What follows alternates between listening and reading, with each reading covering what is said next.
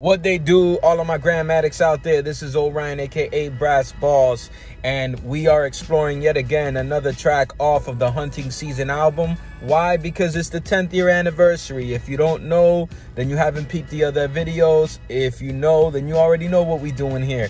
Unlike the other videos, I'm actually going to talk to y'all face to face. You know what I mean? I usually just have a picture of the album and I do a quick voiceover talking about the track. We're much later in the album. This is like the 13th video that I do on this. So I definitely want to talk about this one. This is a track called Trophy Hunter.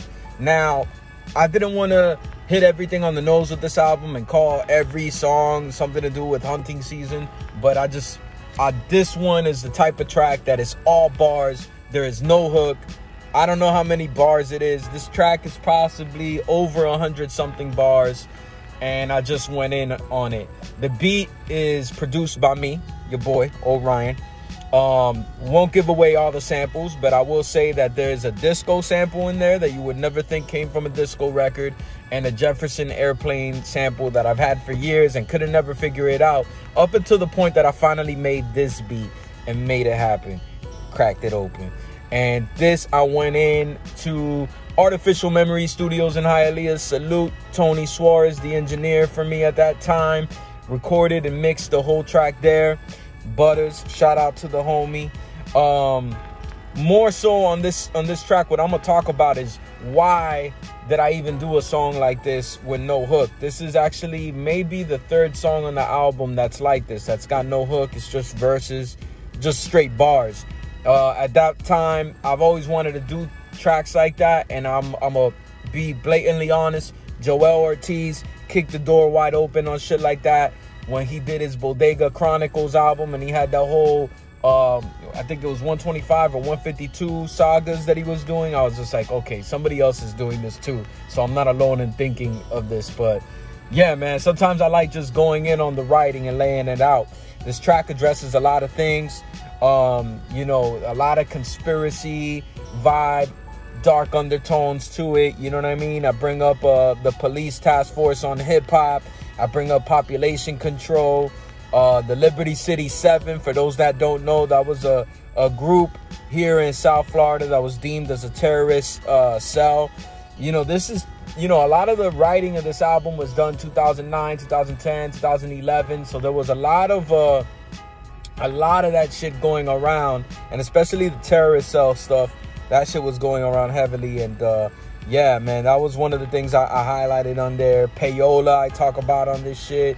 Martial law being in store, you know. So I always, when I listen back to the song, when I say martial law could be established in a weekend and you'll be eating like a freegan, I say freegan, not vegan. A freegan is somebody who just looks to get free food everywhere, including dumpster diving. That's what a freegan diet is. I don't say vegan. Also, like, ended off with talking about how at that time, especially that 2009 to 2013 era, like, what was playing on the radio was obviously being controlled by Payola 100%. You know, Clear Channel, Viacom that's it, gatekeeping. You know, you heard Lil Wayne and Drake 24/7, and it's not that them brothers are not talented artists. It's just, it was obviously being controlled. And I felt that was really whack, man. You know what I'm saying? In the 90s, you had anything on the radio, from fucking Dr. Dre to Nirvana to Four Non Blondes to Amy Grant. Like, there was more substance. There was diversity in music, in genres, and arts.